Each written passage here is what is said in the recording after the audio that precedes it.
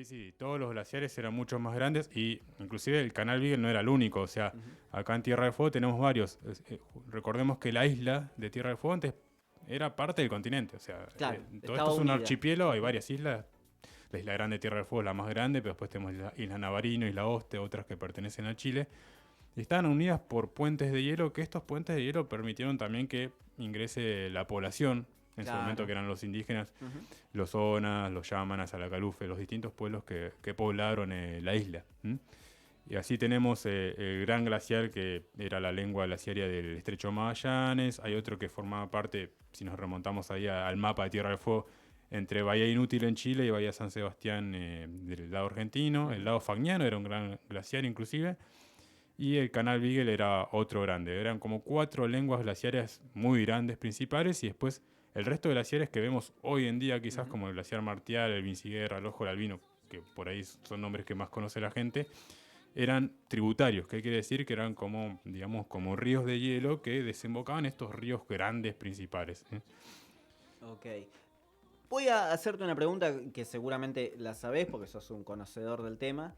Eh, para diferenciar, porque hay mucha gente que no sabe la diferencia entre glaciares.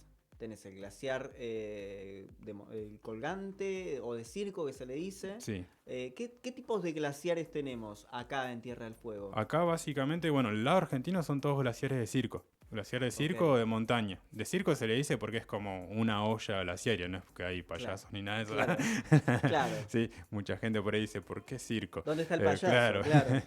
Em, y del lado chileno, que tenemos la cordillera Darwin, es un gran manto de hielo. Ujú. Inclusive en la parte de Sudamérica, acá en el cono sur, tenemos 3 grandes campos de hielo. Son el campo de hielo patagónico norte, el patagónico sur y cordillera Darwin. Por ejemplo, en el Patagónico Sur está el famoso glaciar Perito Moreno, o sea, que es Claro, fácil de distinguir. claro. ¿Mm? El Patagónico Norte está más del lado chileno. ¿Mm? Ujú. Así- Sacando lo que es el glaciar este que estamos marcando, que es el colgante o de circo, ¿qué otros tipos de glaciares podemos encontrar acá en el territorio argentino? Y bueno, los que decías, glaciar Ujú. colgante, por ejemplo, Sí. no sé si conocen en Bariloche el Cerro Tronador. Ujú. Hay un glaciar, hay varios glaciares ahí, pero hay un glaciar colgante muy característico que es el que le da nombre al monte que truena, parece que truena. ¿Por qué? Claro, por... ¿Por qué colgante? Porque cada tanto cae una masa de hielo, se desprende Ujú. de ahí de ese glaciar y cae y hace un ruido Sí. magnífico. Entonces parece que el monte tronara. O sea que los glaciares, para quien no esté al tanto, digamos, no es algo estático, quieto, de todo el tiempo igual, sino que va teniendo un movimiento y una... Tienen los movimientos naturales y después los movimientos que se van dando por, bueno, el tema de las temperaturas y demás. Pero en general no son estáticos. No, todo lo contrario, Ujú, son bien dinámicos. Hay que ujú, entenderlos así como, o sea, es difícil para nosotros porque ujú. lo vemos estático, no se mueve, no es como un río que vemos que el agua corre, porque esa Claro. agua es en estado líquido, ¿no? Ujú. Pero el glaciar es más bien dinámico, son ríos de hielo que son imperceptibles al ojo humano, pero hay que entenderlo en tiempo geológico. El tiempo Ujú. geológico es mucho, mucho más lento que el tiempo humano. Entonces a lo largo de miles de años va erosionando la roca, va moviéndose, va avanzando, va retrocediendo. Ujú. Inclusive tenemos, hoy en día creo, no, 1 o 2 glaciares que solamente están avanzando en el mundo. Y uno de ellos es el Perito Moreno. Que están avanzando. Exactamente, Ok. viste que están todos Sí, retrocediendo, pues esto sí. del calentamiento global, Ujú. la etapa interglaciar. Hay que recalcar que estamos en una etapa interglaciar que es natural, ¿sí? Claro. Y va a Ah, pasar eso sí o está sí. bueno marcarlo, Claro, porque, claro, tienen sus etapas propias. claro, es el ciclo de la Ujú. Tierra, digámosle. Claro. Y según datos científicos, está acelerado un 30% por el ser humano, por estos gases de efecto invernadero, Ujú, sí, bueno, por la contaminación humana. ujú, Y esto es lo que llamamos a esta parte, ujú. la recalcada por el ser humano, el calentamiento global. Y debido a eso están retrocediendo prácticamente todos los glaciares, salvo Ujú. estos dos, o 1 o 2. ¿Hay alguna explicación que hayan dado los científicos de por qué avanzan y no retroceden estos dos casos? Bueno, el caso Perito Moreno es un caso particular en el Ujú, mundo. O sea, viene gente de todo el ujú, mundo a ver este glaciar. Hay glaciares por todo el mundo, pero este es algo único, un ejemplo en el mundo. ujú, Primero porque te puedes acercar muchísimo con esto de las pasarelas. Los desprendimientos son espectaculares. Se forma ese puente de hielo que ujú. cada tanto colapsa y es un show magnífico, digamos. Sí. Y según lo que dicen los científicos hasta ahora, es Ujú. que está en un cono de sombras muy importante Ah, que nunca le da el sol. claro, Pues los glaciares siempre tienen dos partes. Una parte de acumulación, que es donde nieva más, se sí, acumula, se acumula, se acumula la nieve. Y otra parte de ablación, que es donde se va derritiendo, ¿sí? claro, Bueno, la parte de acumulación del glaciar Perito Moreno en sí es muchísimo más grande que la parte de ablación todavía. Entonces claro. eso permite que el glaciar siga avanzando. No se sabe hasta cuándo será. Quizás en un momento empiece a A retroceder. retroceder. Cuando empiece a retroceder, obviamente no se va a formar ese puente de hielo y Claro. lo vamos a ir viendo desde la pasarela cada vez más lejos. ¿M? Inclusive hablando de puentes de hielo y demás, acá en Tierra del Fuego puntualmente vos nombrabas el glaciar Vinciguerra y demás, en determinados momentos, y de hecho acá cerca de, bueno, el Cañadón de la Oveja, está la famosa Sí, cueva esa, en el Vinciguerra habían cuevas que, bueno, se vinieron abajo.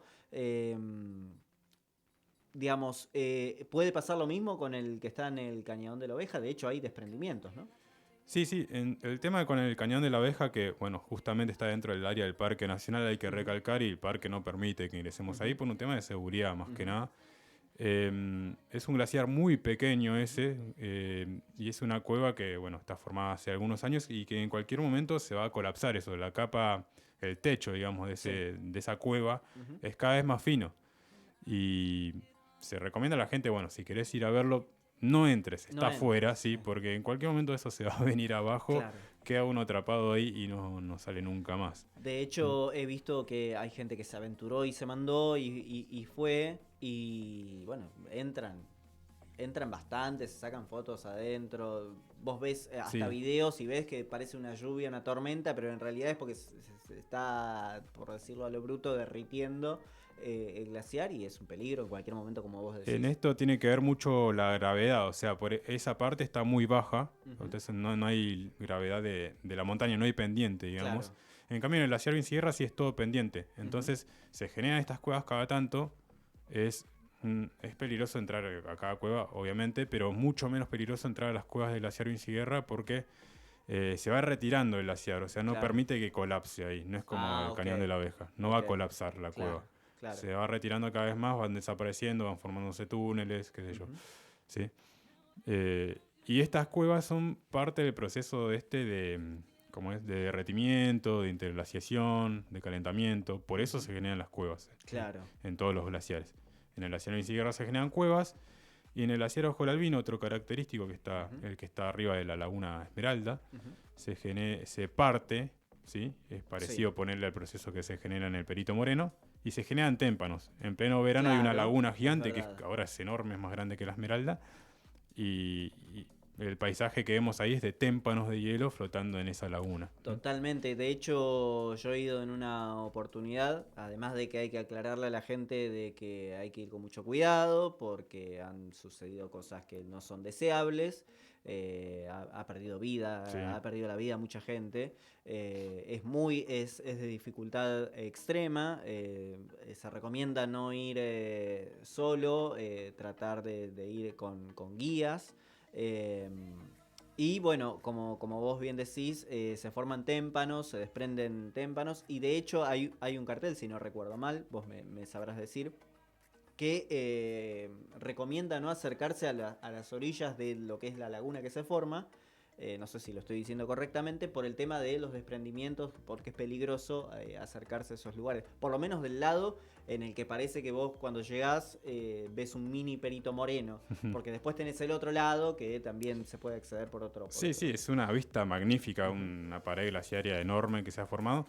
Y cuando vas en verano que está la laguna, Sí, como decís vos bien, no se recomienda llegar a la orilla. ¿Por qué? Porque cada tanto hay desprendimiento y este desprendimiento genera una onda expansiva, como un mini tsunami, ujú. digámosle, ¿sí? Y trae una ola gigante Sí, y se retira el glaciar y bueno, te puede llevar, digamos, te puede sí. arrastrar esto. Sí, sí, Ujú. tal cual.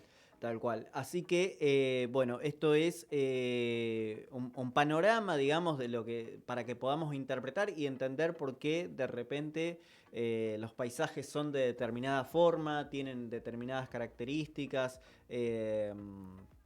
Por ejemplo, es importante, bueno, vos seguramente en tus aventuras y en tus recorridas con la gente que acompañás en las guías, vas informando mucho.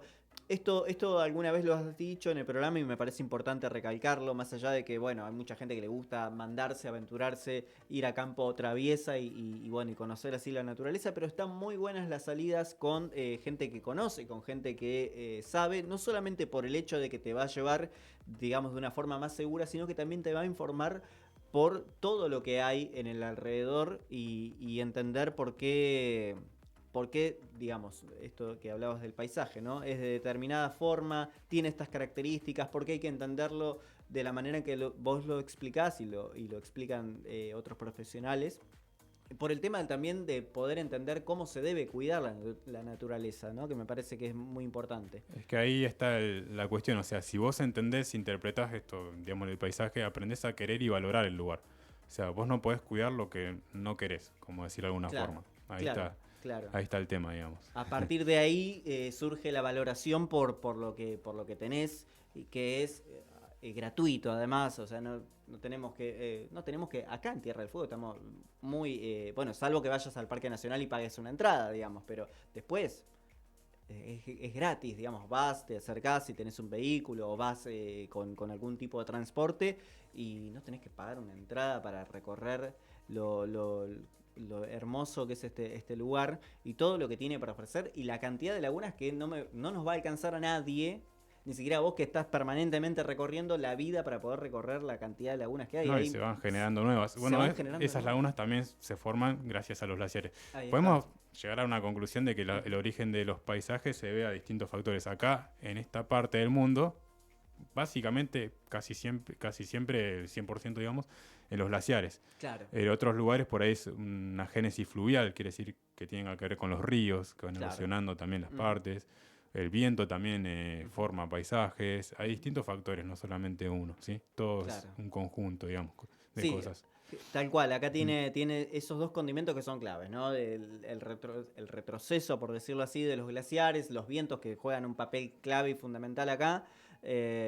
Así que sí, claramente han tenido que ver en todo lo que fue la formación y lo que es la estética, por decirlo así, de la isla, que bueno, es una estética muy particular y te diría única en el país, más allá de que hay otros lugares en la Patagonia que pueden llegar a parecerse un poquito, pero me parece que los paisajes en particular y la naturaleza que podemos observar y disfrutar en la isla de Tierra del Fuego, creo que poca comparación tiene con otro sector de la Patagonia, más allá de que es muy bonito todo el territorio. Así que esto ha sido este panorama de poder interpretar la naturaleza para entenderla. Sí, digamos que fue como una introducción, ¿no? Es un tema bastante amplio, pero bueno, por lo menos una introducción para que empiecen a indagarse por qué está esta montaña acá, o entender. Es como que te abre la cabeza, digamos, al turista o al visitante particular de decir, empezar a pensar, ¿por qué se generó esto? ¿Por qué está esto acá? ¿Qué sé yo? Sí, no, que naturalizarla está ahí y listo. Está ahí, claro. No, bueno, sí, tal cual. Te abre un poco la cabeza, digamos, eso. Claro, sí, tal cual es clave y es muy importante. Cada vez que podemos tener la posibilidad de disfrutar de la columna que vos hacés para poder entender estas cosas y sobre todo explicado desde un lugar de alguien que está en permanente contacto con la naturaleza, que está en permanente contacto con el territorio, que lo recorre permanentemente todos los días. Sí, prácticamente salvo los domingos. No, también. ¿También domingo? Sí. Mirá, bueno. No en la vida de un guía de turismo no hay feriados ni fin de semana. Claro. 24/7. Sí. Es aleatorio, o sea, cada tanto tenés un día libre, obviamente, hay que descansar, pero es aleatorio, sí. ¿Pero te pasa ponerle que en el día libre te vas otra vez a la naturaleza? Sí, muchas veces. Muchas veces, sí. ¿no? Sí, a mí me gusta prácticamente. Claro. Sí. A los que elegimos esta carrera en particular, si la elegís es porque te gusta. Claro. Es difícil trabajar esto y que no te guste. Claro. Sí. Claro, sí, tal cual. Sí, no. Claro, es muy difícil que no lo elijas, o que lo elijas, no sería lo vas a elegir martirio, por salida laboral, como se elige en muchas carreras. Claro, se elige solamente por, bueno, hasta te diría, Estoy tentado a decir vocación, pero ponele que sea vocación, pero en realidad es más por una cuestión de sentir que te gusta lo que te rodea, la naturaleza, y que, bueno, hay algo que te atrapa y que justamente, ¿no? Si tenés un día libre, ¿qué haces? Te vas a la naturaleza otra vez, pero ahí ya sin la responsabilidad de tener que llevar gente Sí, sí, y seguro. tener que estar explicando. Así que le recordamos a la gente que Mati, para quien no lo sepa, y por ahí algún distraído que por ahí no escuchó las columnas previas, Matías Dericio es guía de turismo aventura, porque una vez dije otra cosa, pero no, es guía de turismo aventura, ese es el término correcto, y pueden seguirlo en Instagram, matidericio.guía, ese es su Instagram, para, bueno, ver todo lo que Mati va haciendo con los diferentes grupos de personas que lleva permanentemente a recorrer y a disfrutar del paisaje hermoso de nuestra isla de Tierra del Fuego. Nuestra, yo no nací acá, pero bueno, no importa, es nuestra también. Así que bueno, pero muchísimas gracias, Mati, una vez más por esta columna y por toda la información que nos Gracias a brindaste. ustedes, como siempre, un placer meter un poquito de naturaleza en el programa. Seguro, De bueno. seguro, seguro. Así que ha sido un placer, un gusto, y nos vamos a ir a un breve corte y vamos a volver rapidito a Clandestinos.